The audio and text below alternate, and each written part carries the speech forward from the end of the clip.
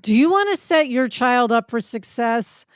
IXL Learning is an online learning program for kids. It covers math, language arts, science, and social studies. IXL is designed to help them really understand and master topics in a fun way with positive feedback. Well, I know with Eleanor, when she was struggling so much with math, if she had been able to do online learning at home, she would have been much better able to keep up with the class, and that would have just made the whole situation much easier for her. Don't miss out. 1 in 4 students in the U.S. are learning with IXL. IXL is used in 95 of the top 100 school districts in the U.S. Make an impact on your child's learning. Get IXL now. And Happier listeners can get an exclusive 20% off IXL membership when they sign up today at IXL.com/happier. Visit IXL.com/happier to get the most effective learning program out there at the best price. Hello and welcome to Happier, a podcast where we talk about ideas for how to live happier, healthier, more creative, and more productive lives. This week, we'll share listeners' hacks for summertime, and we'll talk about the problem facing a listener who has a very inconsiderate office mate.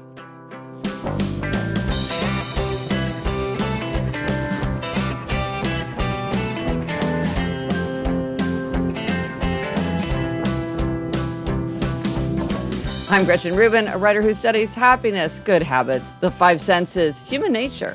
I'm in my little home office in New York City, and joining me today from Los Angeles is my sister Elizabeth Kraft.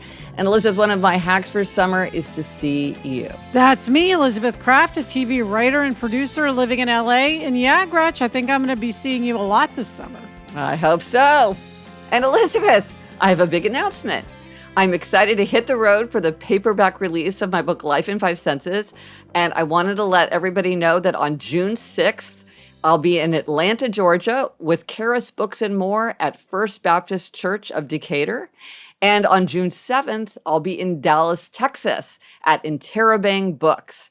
I will talk about how the 5 senses contribute to happiness, the secret chapter I wrote, of course, why ketchup is magic. You can get all the details at happiercast.com/book events. I'm excited. Amazing. But before we jump in, first, a few updates from listeners. Yes, Gretchen, this comes from Dawn. She says, Gretchen's demerit of recent indecisiveness struck a chord with me. A few years ago, I left an abusive relationship. After the initial fear and depression resolved, I experienced that same kind of indecisiveness for months. Just like you described, a simple decision that didn't matter much would be paralyzing. This is very unlike me. After a few more months of healing, it faded. Even if you're not currently recovering from a significant trauma, I wonder if your struggles with indecisiveness are related to extra stress or a life transition in some way.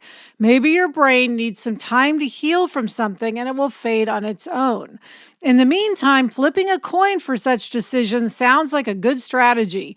You can ask Siri to flip a coin if you have an iPhone or Apple Watch, if that's more convenient than tracking down a physical coin. I thought this was such a great idea, and I tried it. I just said, flip a coin, and I got heads.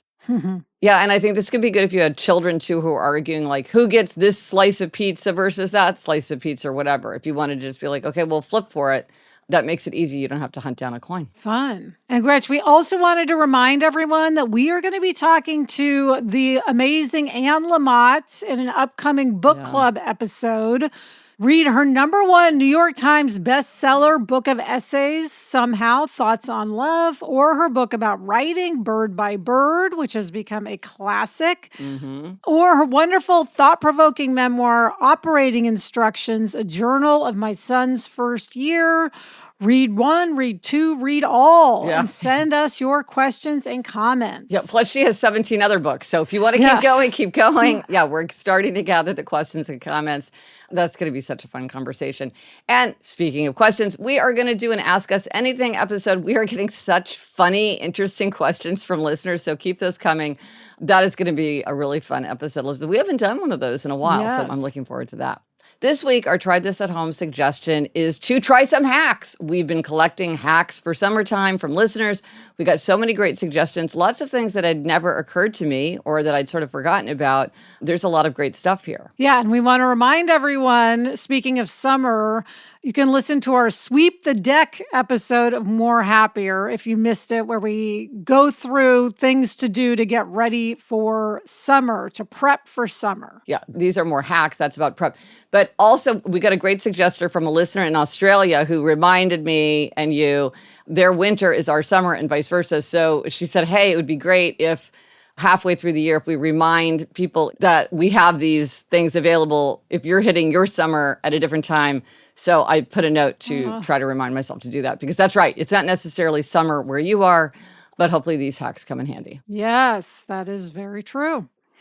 Okay, let's dive in. Erin wrote in with a few hacks. She said, 1, car rides with kids. Take cake pans. It holds pens or stickers or crayons and doesn't roll around. Good idea. Good. 2, store plastic bags in the glove box on trips for garbage bags in the car, swimsuits, etc. Good idea. 3, if you're only stopping overnight in a hotel and then leaving early, pack everyone's pajamas and toiletries / next day clothes in one bag so you don't have to go through everyone's just to go to bed and get moving early. Yeah, that's a great idea. Janine says, I keep a lawn chair in the trunk of the car. I'm ready to sit at any time at any park. So that's just sort of like being at the ready for spontaneous summer pleasure. Tracy said, one of my favorite summers, I assigned each week a theme. A very, very generic theme like water or music or food. That week, any decision we made was led by the theme. What to eat? Water week, watermelon. Make your own popsicles. Have fun, creative, play outdoors with melting ice. Go to the beach. It was great. Reduce decision fatigue. Well, we love a theme. That's a great idea. Love that idea of the theme. Yes. Lindsay says, I keep sunscreen all over, a basket by the garage door, a drawer by the front door, in both cars, in my purse. That's great. You know, when you need it, you need it. Angie said, if your plans include any air travel, get TSA pre-check. Kids in a TSA line can be super challenging. This typically equals less hassle with taking shoes off and shorter lines. Yes, Gretchen, that is, I think, one of the best hacks of all time. Yes. That is money I spent that I felt was worth every penny. Yes. And the fact is, yeah, the lines are shorter and it's easier to go through the lines because there's just less taking shoes on and off, opening bags. It's really worth making the effort to do that. I completely agree. Kendra said, we do a summer bucket list. I think I got the idea for it from the podcast. That's great. That would be great if we could take credit for that. Everyone in the family gets input so we can be sure that everyone will get to do something they want. That's a really good idea because, as we often say, like the summer can speed by and you just forget to go to the amusement park, even though you've been intending to do it all summer. If you don't plan for it, it can slip away. Yes.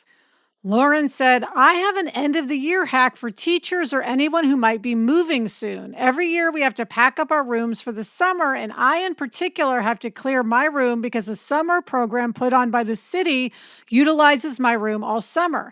Everything has to come off the walls. My desk has to be cleared, instruments put away. I'm a music teacher, etc. I have come up with a way to make my beginning of the year easier. I pack away in 1 gallon size bag my essentials for getting my room started.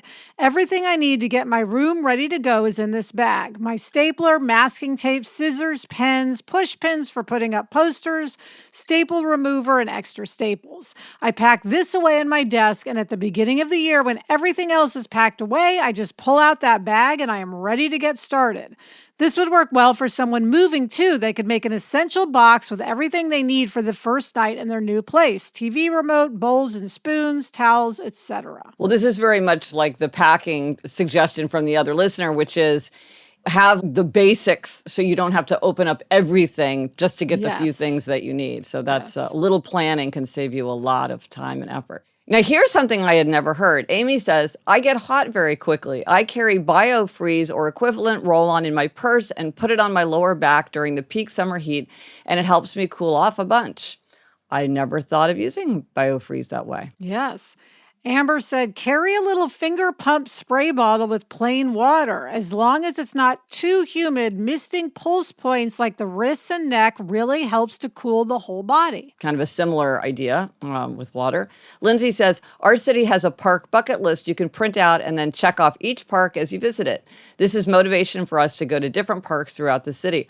I love this idea because, be a tourist in your own hometown. We talk about that. So fun. And it's always nice to have a quest. Yes, a quest is more fun than a jaunt. Sandra says, slice a banana and put pieces in the freezer. Take it out whenever you crave ice cream. Puree it in a blender until creamy. Voila! You can also mix it with other fruits. Yummy. There you go.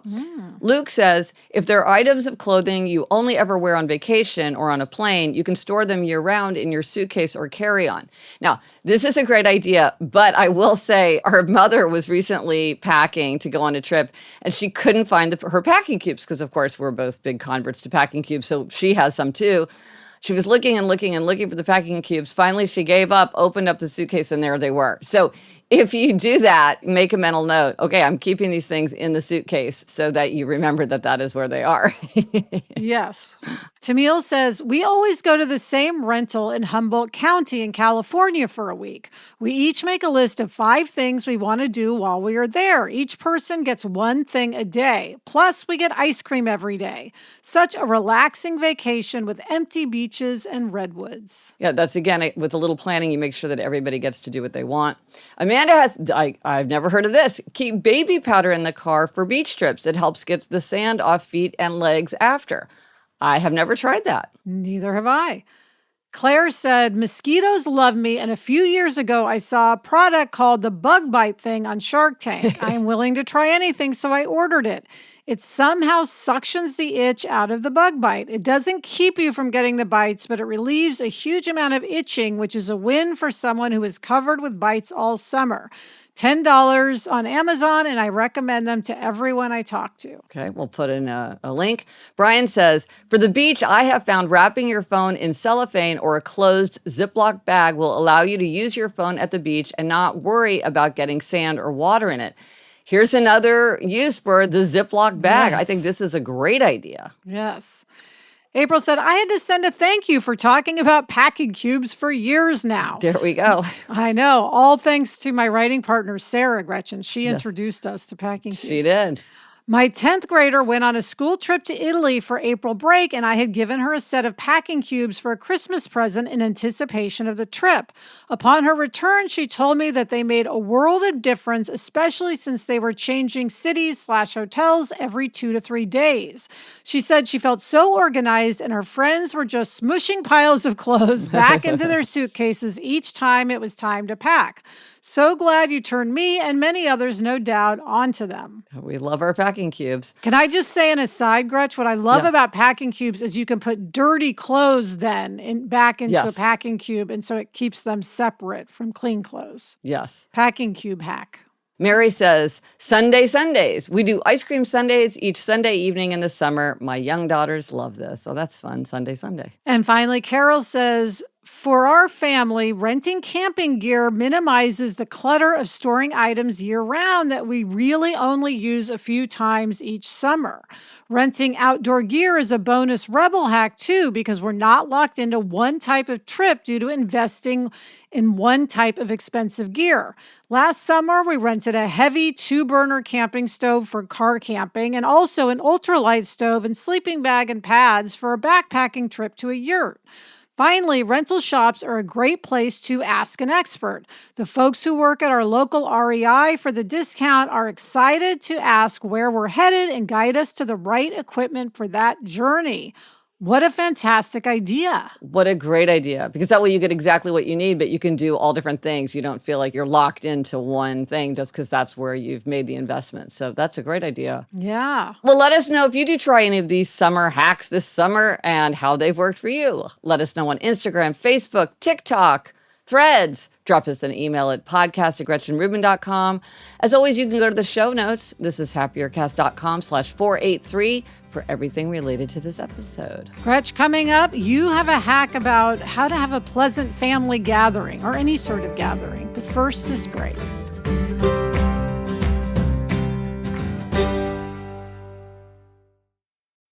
When you're hiring for your small business, you want to find quality professionals that are right for the role. That's why you have to check out LinkedIn Jobs. LinkedIn Jobs has the tools to help find the right professionals for your team faster and free. And, Elizabeth, I now work with a team, and hiring the right people is so important. It's maybe the most important thing.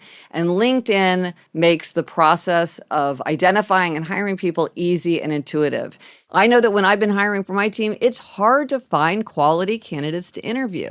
And LinkedIn isn't just a job board. LinkedIn helps you hire professionals you can't find anywhere else, even those who aren't actively searching for a new job but might be open to the perfect role. In a given month, over 70% of LinkedIn users don't visit other leading job sites. So if you're not looking on LinkedIn, you're looking in the wrong place. On LinkedIn, 86% of small businesses get a qualified candidate within 24 hours. Hire professionals like a professional on LinkedIn.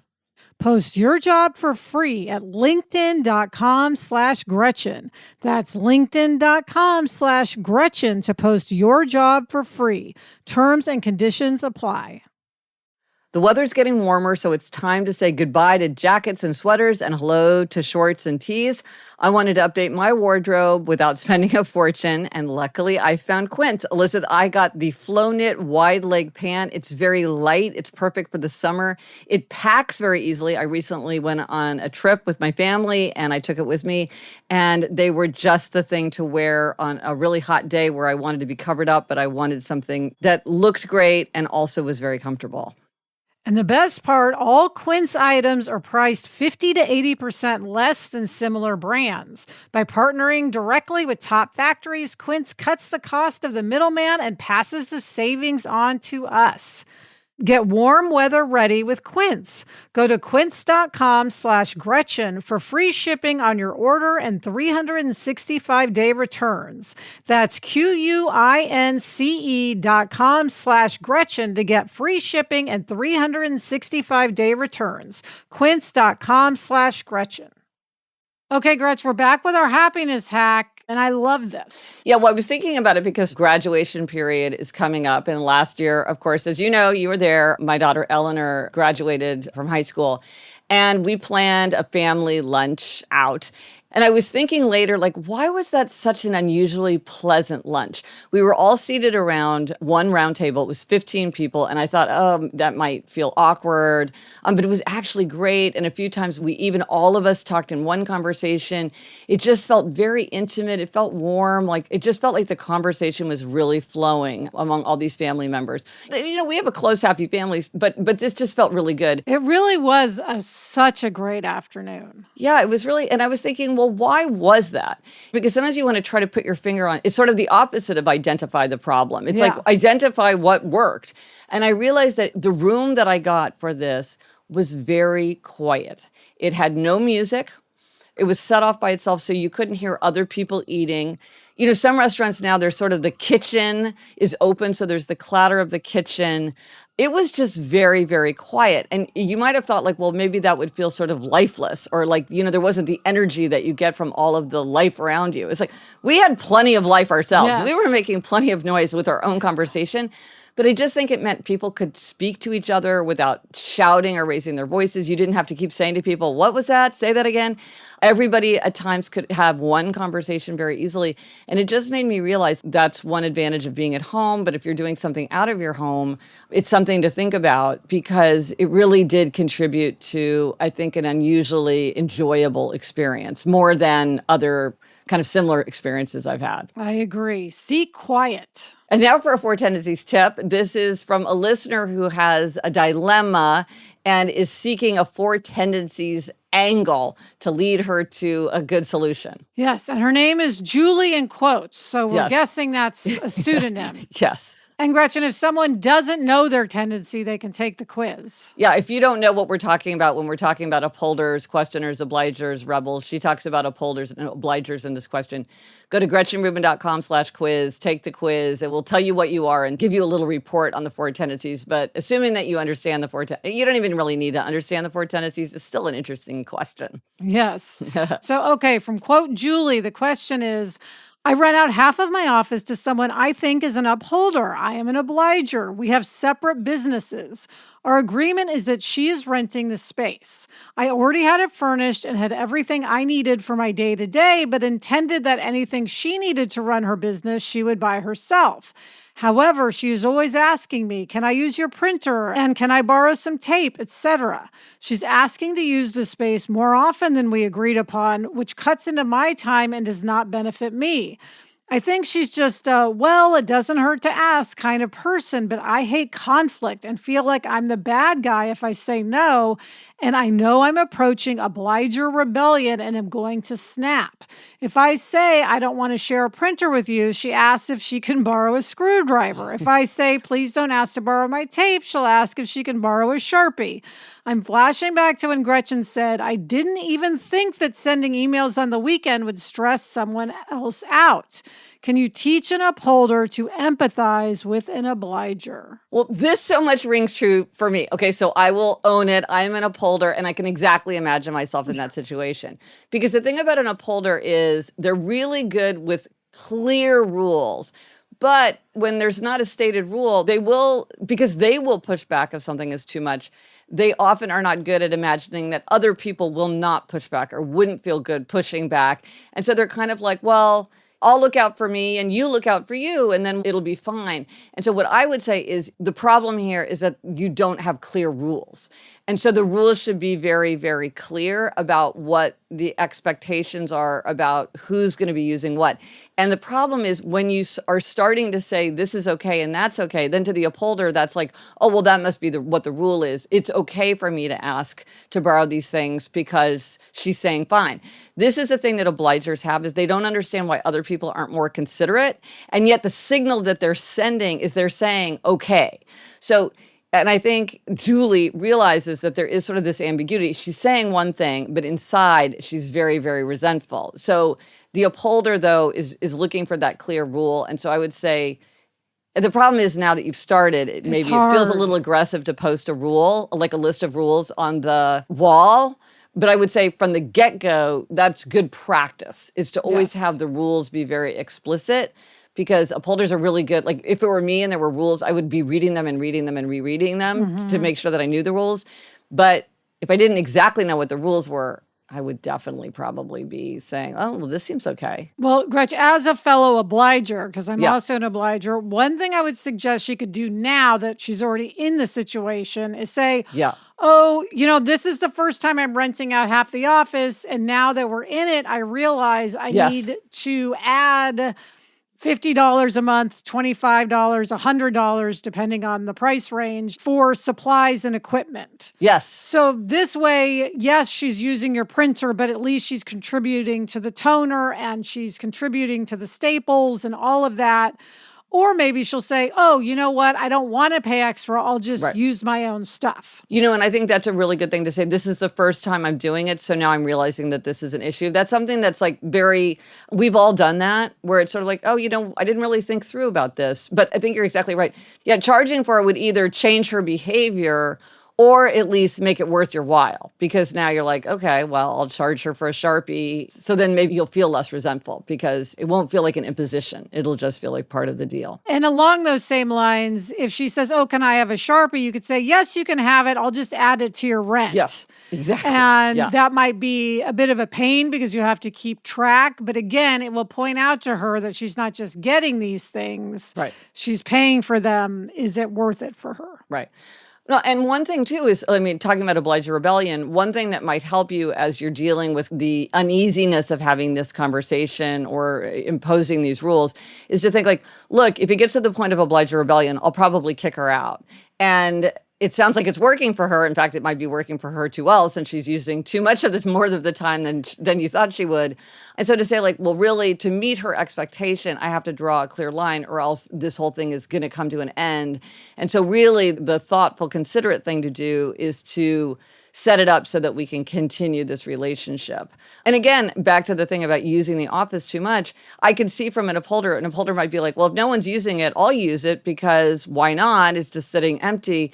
Maybe the upholder doesn't realize that for some reason that's not working for you. So again, you just want to be very clear about expectations. I mean, even if you just wanted to sit empty, you could just say like, oh, I just want to remind you, you have this time and I have that time, and I really need to know that that time is free because I might have something come up unexpectedly or whatever. Yes, you could post a schedule. Yes, right. The more clarity, the better. And I think this is just good practice in general. You might think that you're being clear, but often people just don't have the same ideas about what is meant.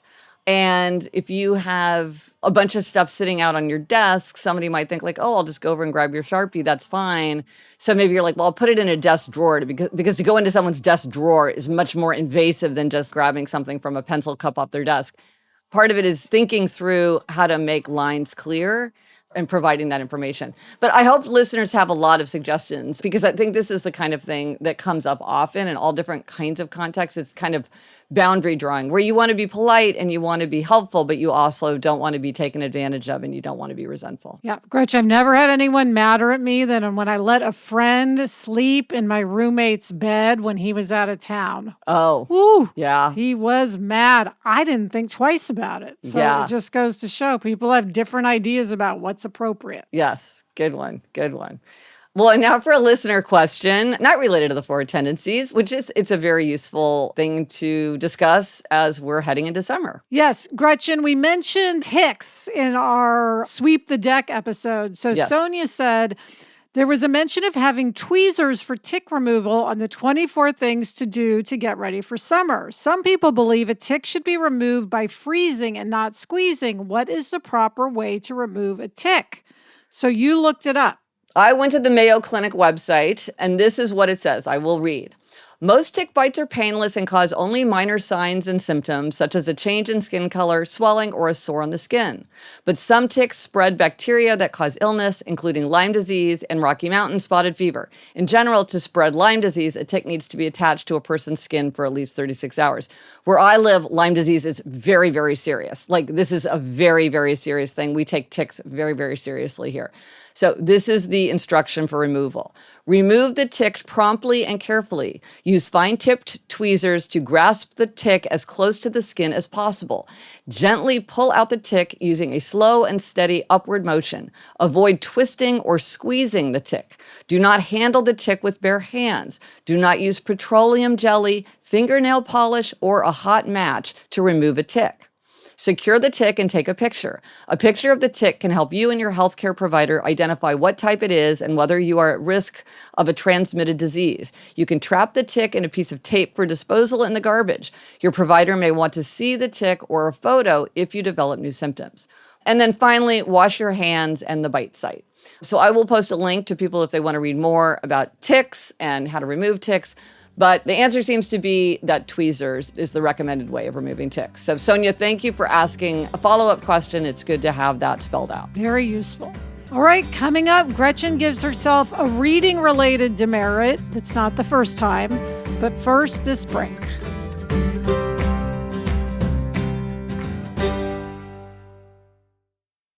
If you've ever been in the market for a new home, you know home shopping can be a lot. There's so much you don't know and so much you need to know. What are the neighborhoods like? What are the schools like? Who is the agent who knows the listing or neighborhood best? And why can't all this information just be in one place? Well, now it is on Homes.com. They've got everything you need to know about the listing itself, but even better. They've got comprehensive neighborhood guides and detailed reports about local schools. And their agent directory helps you see the agent's current listings and sales history. Homes.com collaboration tools make it easier than ever to share all this information with your family. It's a whole cul-de-sac of home shopping information all at your fingertips. Homes.com. We've done your homework. We're so excited to introduce you to Great Jones. Great Jones makes high-quality, thoughtfully designed cookware that's so stunning you won't want to put it away. They have everything from Dutch ovens to ceramic dishes to non-stick sheet pans. They've got everything you want. I have the Saucy, which is a terrific saucepan. It has curved sides. It has a pouring spout. It has a lid. And it looks so elegant. It's really a pleasure just to look at it on the counter, even before we're using it. Yes, I love all the colors. Yeah.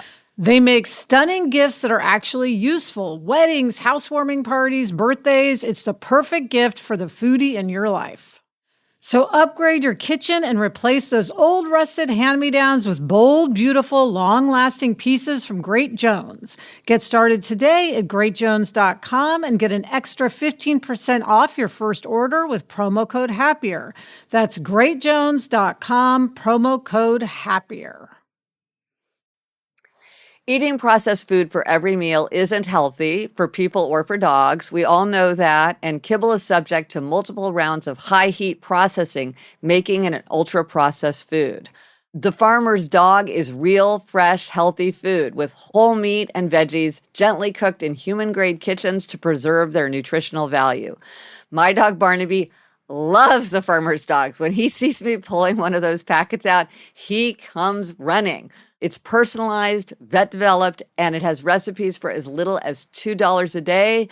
Meals arrive in pre-portioned, ready-to-serve packs, and they're conveniently delivered on whatever schedule works for me.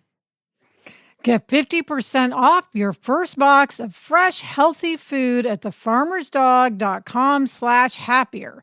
That's 50% off your first box at thefarmersdog.com/happier. Okay, Gretch, we're back with demerits and gold stars. This week, you are up with a happiness demerit. Okay, so yes, this is sort of a building on demerit. So one of the things I really want to do is to read more. I love to read. Reading is my cubicle and my tree house, and I always want more time to read. And so one of the things that I wanted to work on was just to find more time to read in everyday life. So one of the things I want to do, and I haven't been doing it as consistently as I want, so that's why I'm giving myself this demerit. Because Elizabeth, by giving ourselves a demerit, we kind of reinvigorate ourselves. We recommit ourselves. So one of mine is to read in bed. Many people, that is their main time to read. I often am really sleepy when I get into bed, but I'm really trying to say, like, I just want to read for even 5 or 10 minutes before I turn out the light. Because sometimes I end up reading for 15 or 20 minutes. I sometimes go to sleep too early. I already get up at like 5 a.m. I don't want my bedtime to start creeping earlier and then get up even earlier in the morning. So I want to stay up to a decent time. And it's just a good time to read. And even 10 minutes a night adds up. And then I also want to read on the subway. I've gotten into the habit of listening to a podcast on the subway, partly because then I like to read a physical book and then I have to kind of carry around a physical book, whatever I'm doing.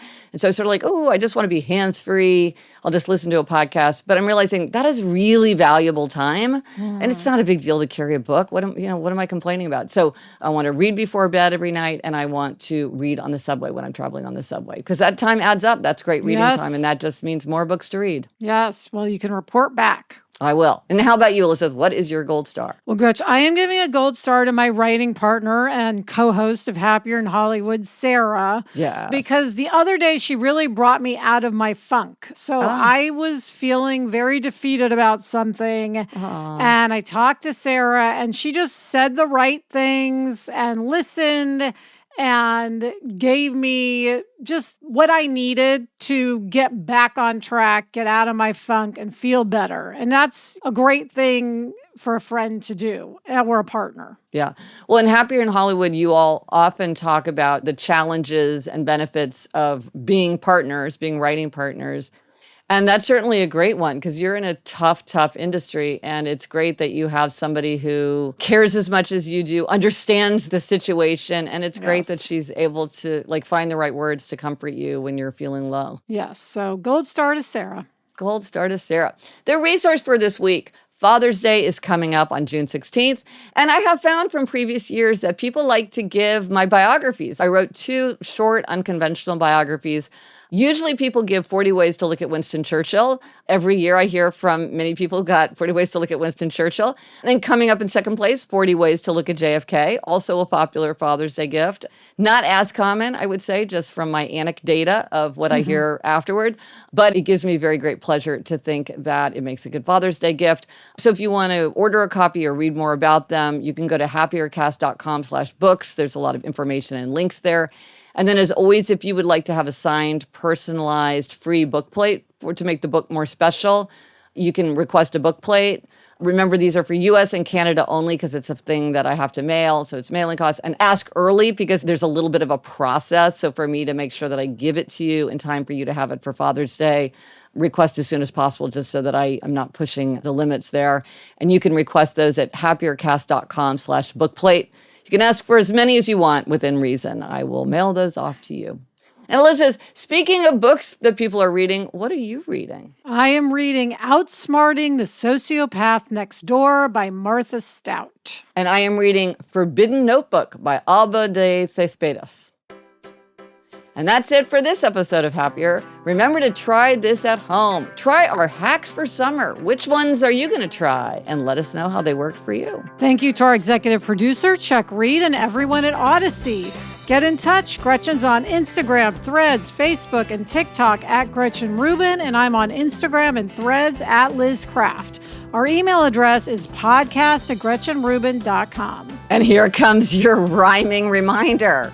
If the show sparks joy in your soul, nudge others to enroll.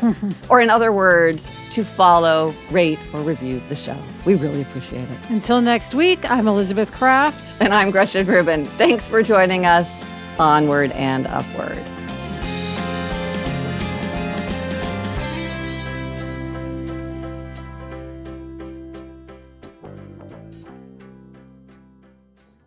Gretchen, I'm thinking when it's time to do the summer hacks for Australia, we can also do winter hacks. Yeah. We've done summer hacks, but I don't know if we've done winter hacks. Yeah, and a listener suggested that we do a Clear the Decks episode for winter that was not holiday related, but just sort of general winter related. So yeah, that would be something that would be fun to do. Let's make a note of that. Right.